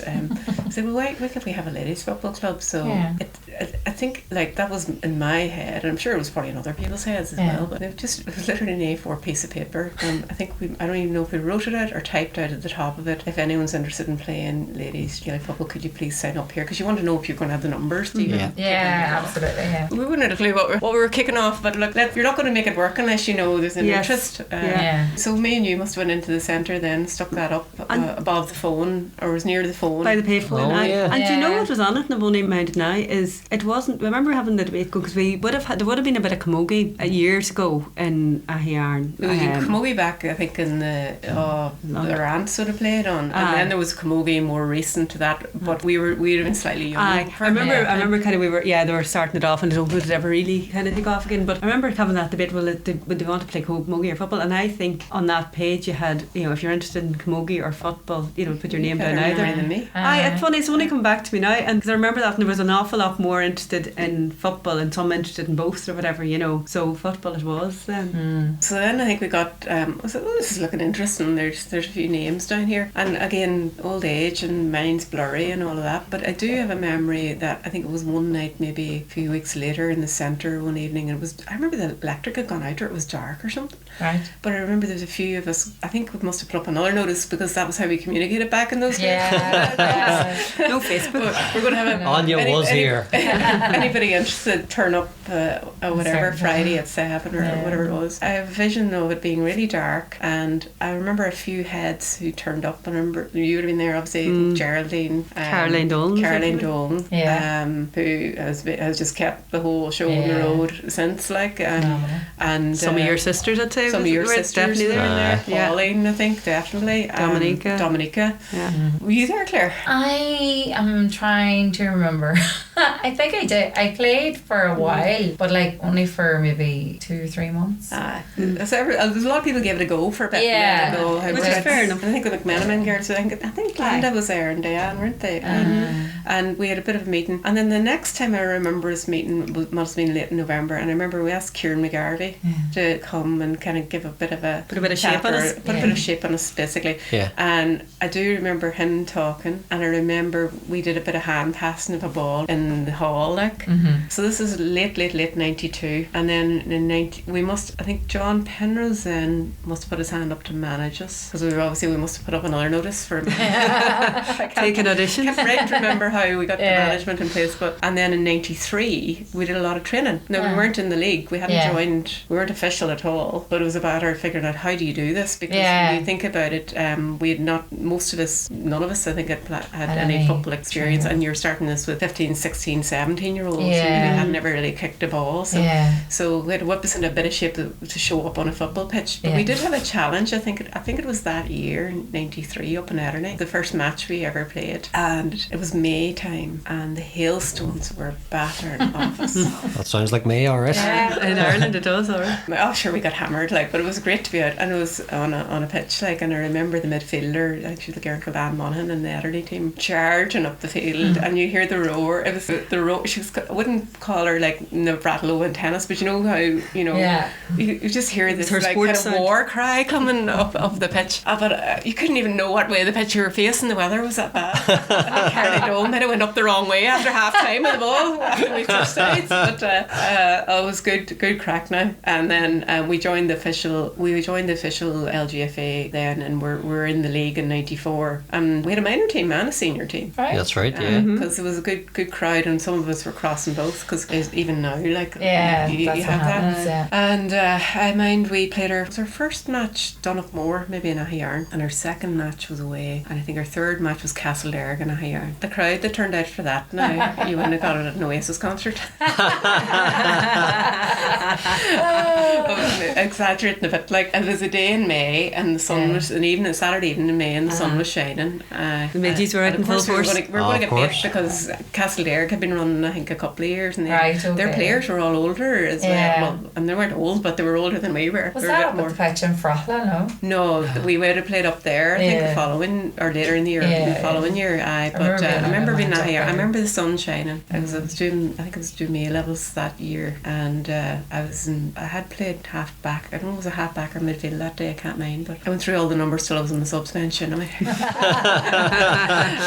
But those were good times. I remember training there. The enthusiasm was great. We had the fact that you had girls on a bench, like, when you think of our size, and we've never done this before, and the fact we were turning out a minor team, and I think shortly after that we were down in the Priestfields, as they call them. Remember? Oh yeah. We had to play there a couple of years then too, because they might have been doing the pitch up on the slope, the slope was great for visiting teams. I remember being there. I remember being in Frochla. I remember going on buses with Noel Moss driving the bus, and I think Noel got lost a couple of times now. We're going up the east part of Tyrone, and you kind of nearly had to go togged out basically, or change ready to play, because there was no facilities. No change of facilities anyway. Certainly no ladies change of facilities. Even the men's would have been limited at times. And it was John and Michael Penrose as your managers at the beginning. They were managing at the beginning. So they were around for many a year actually. They were around for a long time. And we had county board meetings. I remember being up the road to them with Caroline. We used to go up to them,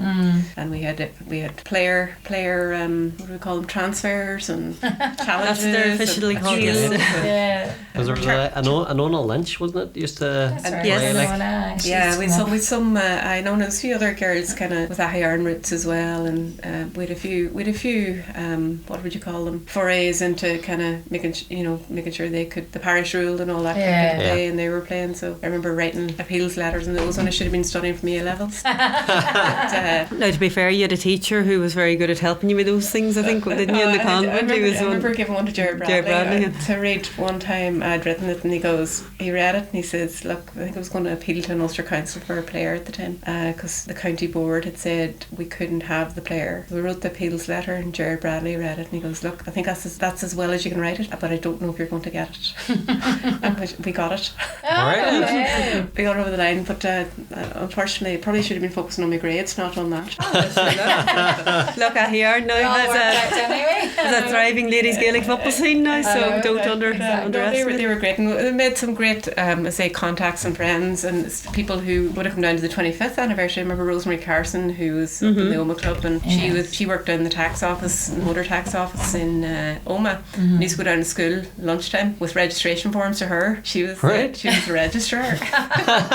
And she stands out, her, as being one of the most supportive and in the county for it happening. But she came back to her 25th. The 25th they hosted 25 years. Amazing, it meant a lot to her. So, and Eileen Jones and many of the county. Now sure, look at us, look today now, you've got Aileen McHugh, captain in the Tyrone senior team, like Sasha Byrne as well. And we've had the McMenamins, Lucy and Kelly, and I'm probably missing others, and Ona as well. Me and others. There are. There's Kira Gallen, Kira Gallen Bradley, some really great representation in the county. Clara McMenamin, that's right, wife as well. Like. Just seeing all of that come through, but what a brilliant momentum it's had, and to see one of your club mates or from your parish like captain out your Tyrone senior team, like it's what an achievement. I'm hoping now, listing like Sunday week, fingers crossed, that they get it across the line. They were so unlucky last year. They were. It was heartbreaking now, but it's great that it's here, and it's continued. Like even going back to, I read this about the first official game was 23rd April 1994 against Donamore. At home, you were beaten but undeterred and bounced back to win your second game then against Drumquin. You're right. Did we win that one? You won that second game, by a point, I think, didn't we? It says here that you won, so it's on the records of history. There you go. I'll take the win. But what I was also interested in, that was your first year, but the minors and the seniors reached the quarterfinals of the championship in that first year, so that was the start of something special. Maybe there was only many teams were in it. 200. Doesn't matter. That's not in the records, Áine. You don't need to go there. Don't need to know. And again, brilliant outlet and a brilliant friendships forged for life. Like through those. Absolutely. Even you meet people in your school class, but you might not meet everybody. And now the friendships that traverse your classes and your ages, they're amazing. The girls, for life, because they've had a couple of tragedies then too. That club, the girls with Kathy and with Emma, and those girls were around in the beginning as well, and that's right. Yes, little Sweeney girl as well was in the club. The two Sweeneys, and when you think back, the club's only 20. Well, the girls are only from 94, but that's been tough. They've been part of it too. Again, it's testament to the club the way they've honoured those girls. They have. It is exactly. It's the centre. It's the scaffolding that holds the place together. As Owen Devine had said, it was so perfectly named, the centre. That's the centre of everything. True, Isn't it just? And going back, what would have been your happiest memories? But definitely definitely when we were children, like I say, even the stuff we talked about probably earlier on this, the freedom in the summer and spending time with your parents and your cousins and spending time out in the fields and outside, and being outside. And you could go off for hours, like you said earlier about that fire you described. Like you go off for hours and like, people knew you would be back. You didn't need a mobile phone. No, you didn't know. So well, it's just as well you wouldn't have a signal around here. It is very true.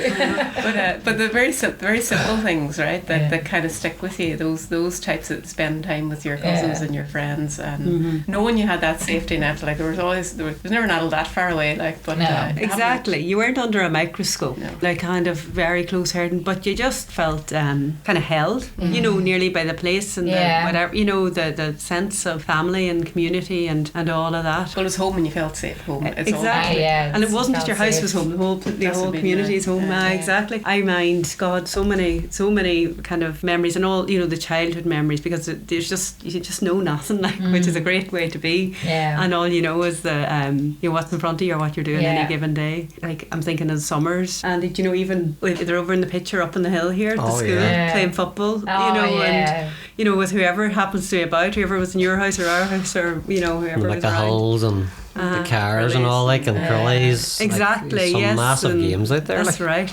Remember being chased off the hill by, we weren't allowed to play there. Anne Brannigan had chased us off. I think we weren't supposed to be there, to be fair. We were making good use of the facilities during the summer when they were always going to we were the caretakers. Exactly. When we were there, we were over in the pitch as well, many evenings. Kicking around. Just kicking about, and that, I loved that kind of a thing, coming home from training. So minding earlier, coming up to this house, Andy, about, you'd walk to train, you'd walk home, and in the dark kind of winter evenings, and most of the time Dominique would have been around, and Pauline was at the training, and we'd come in, and she'd come on in for a cup of tea or something before you go down the road. She'd come in and she would make us hot milky coffees here after training on the way home, and your mother just got the milk in it, say, for the week, and that was it. On that one night we packed milky coffees. But exactly, and those sorts of things. And we talked a lot already about the summers and the holidays and the family and all of that, and being in Granny's. Granny's was a kind of a hub for us on a Sunday night.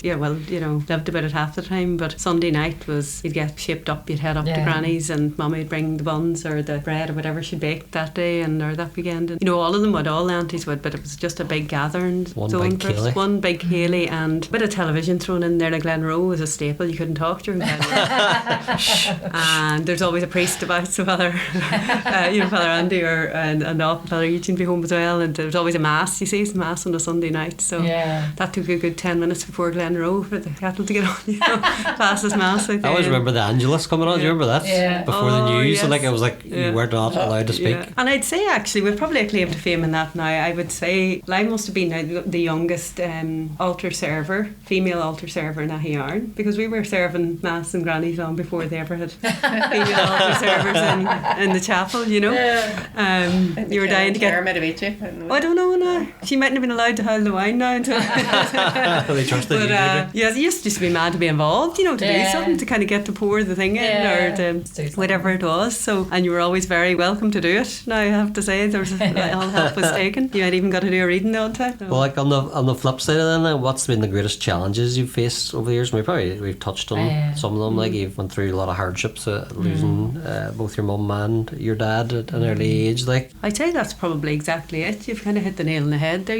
Just losing a parent so young. From a personal perspective, so young, and not maybe understanding. That the long term, the broader impact of that. And it was that. But I remember feeling a real sense. You talk about kind of his place in the community, and you just had such a sense of that at the time, but not maybe necessarily able to understand that either. Now, at this stage, it's lovely to have that sense of it, and that he was so well regarded and remembered for what he did. But it's probably that event, and then the subsequent kind of what that does, the subsequent grief and what that does to individuals and families and all of that, So I would say probably my own, you might have lost uncles and things, but only when I was younger it didn't really register. But I think when Punches McHull died, that completely hit me for 6. Like when it was somebody and at that age, and I was 18. 18, I was first year in college. And it was just, you could understand loss maybe at that age. Yeah, I know what you mean. It's kind of, that's very much a part of the BAU in the community nearly as well, because I mean many a night Daddy come home from a lorry and he'd be in to get washed and she had to go out to a wake. You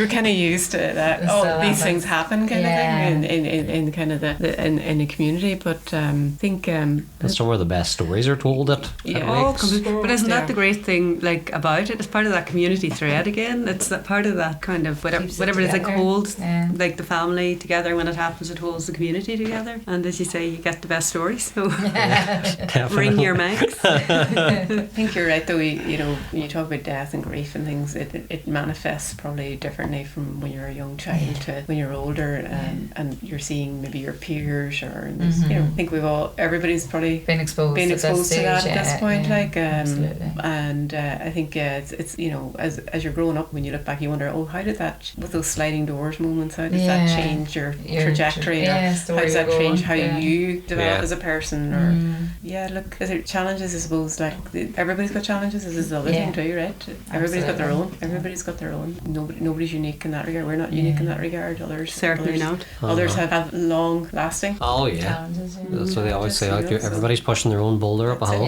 Just different sizes. Different sizes. And different shapes. But they're all bold. But you're right, you know. But at the same time, it's what you make of it. Not what you make of it. It is a bit what you make of it. It is, but it always teaches you something. You know, whether you want to learn that or not. It teaches you, and I think you have to be open to that, regardless of what it is. Yeah, when you look back and you reflect on it, then you can learn a lesson. Yes, yeah. And then moving on from that, then, so having gone through your challenges, whatever, what would be the best advice you would have given your younger self? Don't do it. I'd love to know what you were up to. Are you buying guns from Deirdre? I never made it across the wall. Wouldn't post them.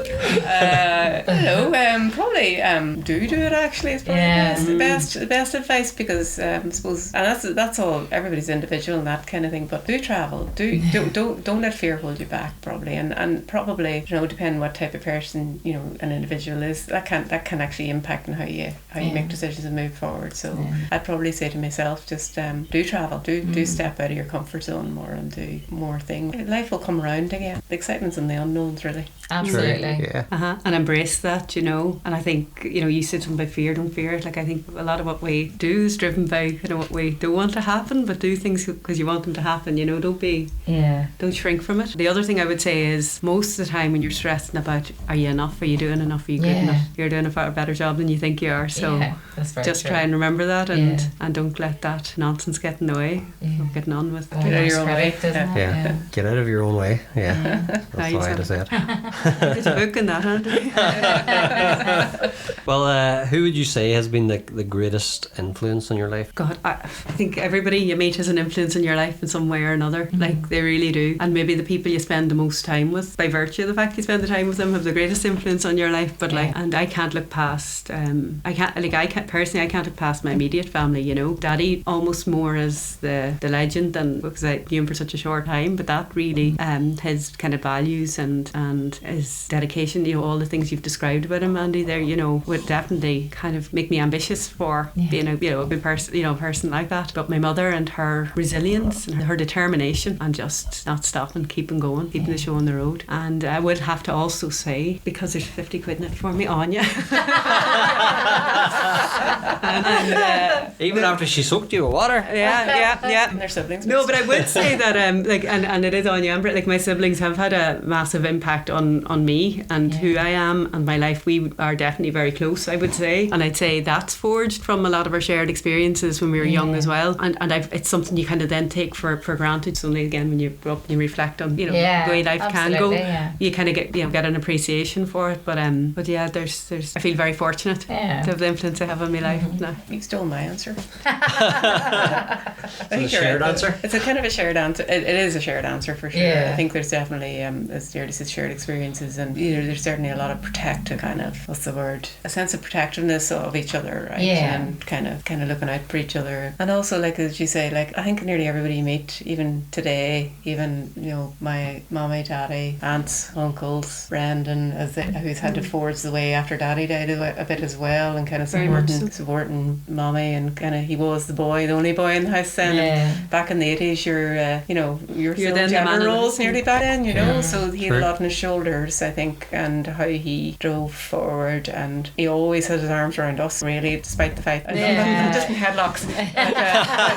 There were a lot of them were headlocks. And then of course Deirdre, from keeping me right, because she was probably the rock of sense, and I might not have been.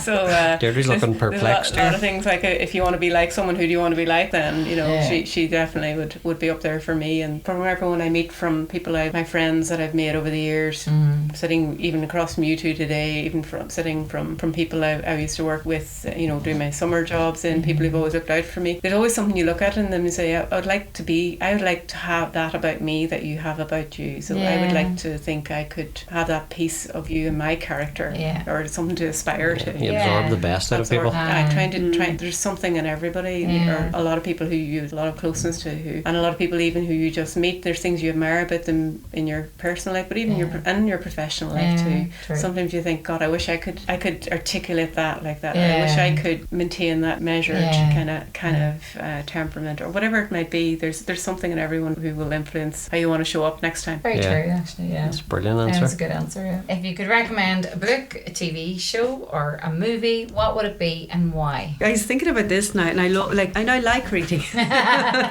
But there's a book that always comes by. Somebody's asked me to recommend a book to them. There's one I always go to. I actually can't even remember the author now, but you've probably heard of it because it's quite well known. The Beekeeper of Aleppo. Oh gosh, no, I haven't heard of it. It's essentially about the Syrian. It's about a couple in the Syrian civil war, a small family, and it's a very touching kind of a read, but I think it's very relevant as well. There's everything in it, There's loss and there's resilience, nice parts of the story. There's grit, and I just think it's very relevant to our present time as well. That the journey that the people in that go through, because there's a lot going on in the world today. Like there's a huge amount, and it's all headlines and it's all numbers, and we forget the people that it's their individual lives and stories behind every single one, and that's just a little reminder, I think, and a very poignant very one. Good. I'm definitely adding that to my list. Aleppo. What about you, Áine? Well, can't compete with that, can I? For a bit. Of course. I think I like reading some of the kind of more factual, historic, the look backs on, particularly around our part of the world, and what the country has gone through in the last 100 years. So like some of the books Anne Cadwallader would write, and some of that kind of, it's not revisionism, it's more kind of having the picture to look back on, the retrospective picture, and some of the events that have been Irish historical events and how they've been documented and all that. So a lot of interesting stuff there. But TV shows, don't read anything into this, but I do like Bad Sisters. It's a great watch. That's brilliant. It was a good one. Oh, really good. If you're looking for something kind of light and dark, something like that, recommendations down here. Because it's Irish as well, like, so that's actually, you're right. And then recently, Deirdre put me on to Ted Lasso, and what a show! Ted Lasso, an amazing show. Absolutely, something for everybody. Is this on Netflix? Apple TV, is it? I mean, it'll make you laugh, it'll make you cry. It has everything. It is. It's a great show. And actually, what I would say, if you really like that, Shrinking, which is also on Apple with Jason Segel and Harrison Ford. It's from the same writers as Ted Lasso. You'll love it. Must have a look at that. Yeah, and we couldn't not give Derry Girls a mention because it is just so relatable and monumental. My Canadian colleagues, I work in an Canadian institution. A bank on you. Sounds like there's more going on there. But a number of them, Canadians who have crossed paths with, have watched Derry Girls and just find it amazing, fascinating. Now some of them have to watch it with the subtitles, but it's really travelled the world. It has. But it's relatable because I would just see my sisters, them in their mad days at Loretto, like, and all the craziness they got into. Sure, life imitating art. That's it. And there's a couple of older ones were good. Back in the day, House of Cards was good. I liked it. The Wire. The Wire. The Wire was brilliant. So there's probably something for everyone. You can revisit on Netflix. But Bad Sisters and Ted Lasso, the two recent. So our last question, you'll be glad to know. What is your favourite thing about AghyNarnia? Pick one. Pick it all. It is it all though. It really is. It's a package, right? It is the package, and it's intangible. If I had to pick up, if you want to make it tangible, I suppose the pitch, in the centre, and because it represents so much about what I hear, and it's about that community, that thread that Áine talked about. It's where it starts. I suppose. We're kept in the church and that too. Is right. Well, obviously the church. That went without saying. And but the townland of Aghyaran. Yes. But it really is. It's faith and football, isn't it? Like that's what it's all about here, and that's what we actually have at the core of our DNA, regardless. regardless of where you go or what you do or where you end up. I'd agree with that. I think possibly the one thing I'll say with Aghyaran is every window you look out, you get another beautiful view. I appreciate that probably more than ever now when I come back and I'm driving up and down the driveway or I'm driving across the road and kind of looking around you and really like it's a hard place to beat on a sunny day. Oh, it's brilliant. Oh yeah, like I always tell the story about me going to New Zealand and loving the whole scenery, the nature, and then when I came home I was like, it's on my doorstep the whole time. Yeah, I know, Same thing. You don't see it till you go away to appreciate it. Top of the hill lane. I remember my aunt, just a very quick story. I often go walks up the hill lane, and Mommy's sister Sally would have been down a lot, over the years. But I always mind. She lives in Belfast. Walking up with her, once or twice. But I remember she'd get to the top of the hill lane. She took a big breath, and she says, "Do you know this gets me through the next term?" Something like that. She's a teacher, just looking out, where she grew up and what it meant to her. It's funny you say that, because like anytime you meet me, Claire, on the road, that's where I'm walking to. I'm walking to the top of the hill lane, and I just look at that view. It's beautiful. And it just it's peaceful. You go up a bit further, you can see Derry. Right. Up to the top of the castle. Right. You can I knew I was looking around, but that's amazing. You can see a fair bit now. Centre of the universe, maybe. Well, thank you so much, guys. Really, really appreciate it. So thanks to our amazing guest today, Áine and Deirdre Dolan. Amazing. Thank you for having us. Thank you for inviting us in. It's great to have the chat. I'm glad you got here. Thanks to Claire, my wonderful co-host, as always. You're very welcome. We hope you enjoyed today's episode. Please join us again next time.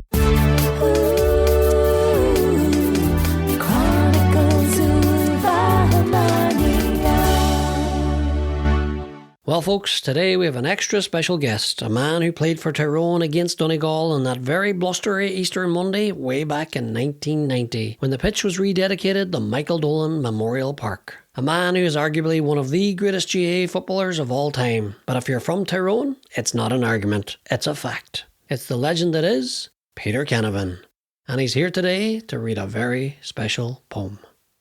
Michael Dolan by Sam McGear. Read to you by Peter Canavan. We dedicate our field today to a man we can't forget, a character blessed with courage, a friend to all he met. As a lad, he played the famous slope near the church at Aghyaran, in the days when the ball was laced and tied and you togged out in the barn. No frills, no fear, no fancy gear, we all can see him still, in green and gold, with shirt sleeves rolled against Trillick on the hill. A star in the early 70s, his brothers by his side. When a game was in the balance, this man could turn the tide. He loved the game, he played with heart, no matter what the score. And as for club activities, he was always to the fore. He drove the bus, he lined the pitch. When away, he made it home. This man just knew no other way. His heart was in Tyrone. It's fitting so that all should know the park will bear his name, for no man did more on Erin's shore for his native sporting game. So think of Michael Dolan as memories still unfold. If we had medals for endeavour, he would surely win the gold.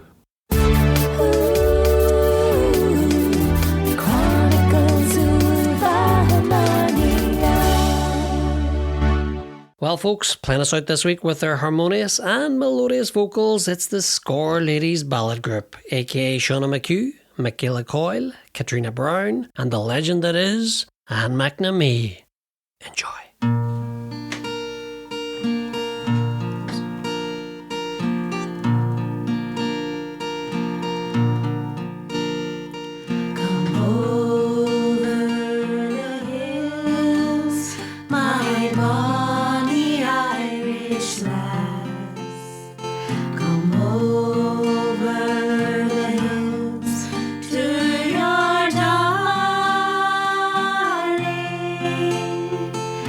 You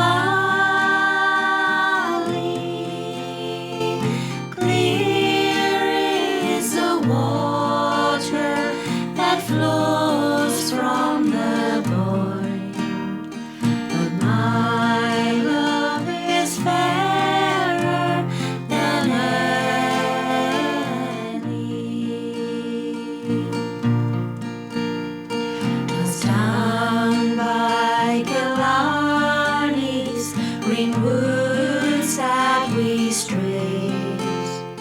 The moon and the stars, they were shining.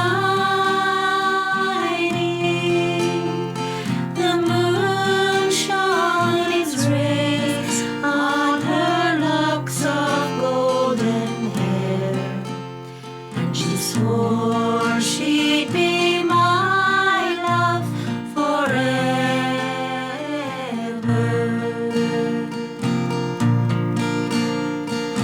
Red is the rose that in yonder garden grows.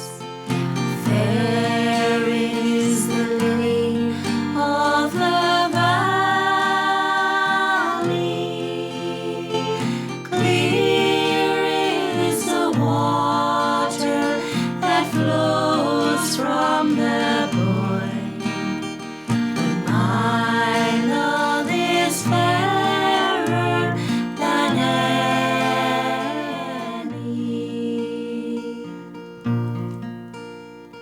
It's not for the parting that my sister pains. It's not for the grief of my mother. 'Tis all for the loss of my bonny Irish lass, that my heart is breaking forever.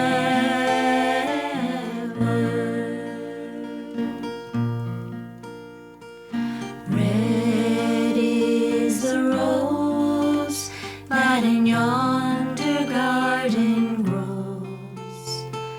Fair is the lily of the valley. Clear is the water that flows from the Boyne. But my love is fairer than any.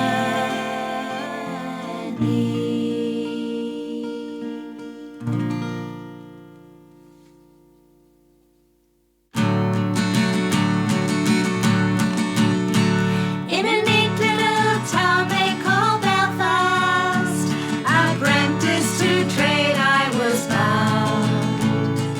Many an hour sweet happiness I spent in that neat little town.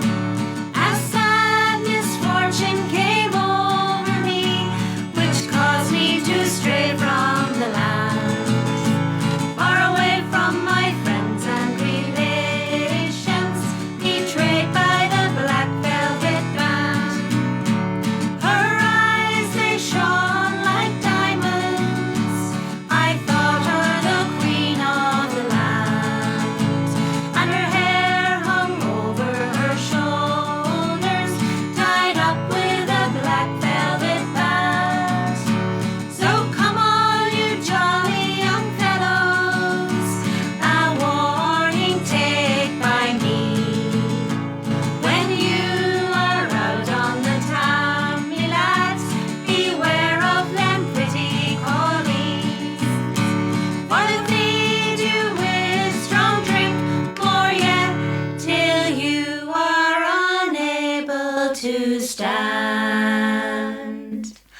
And the very next thing that you know is you've landed in Van Diemen's Land. Her eyes, they shone like diamonds. I thought her the queen of the land, and her hair hung over her shoulders, tied up with a black velvet band. Her eyes,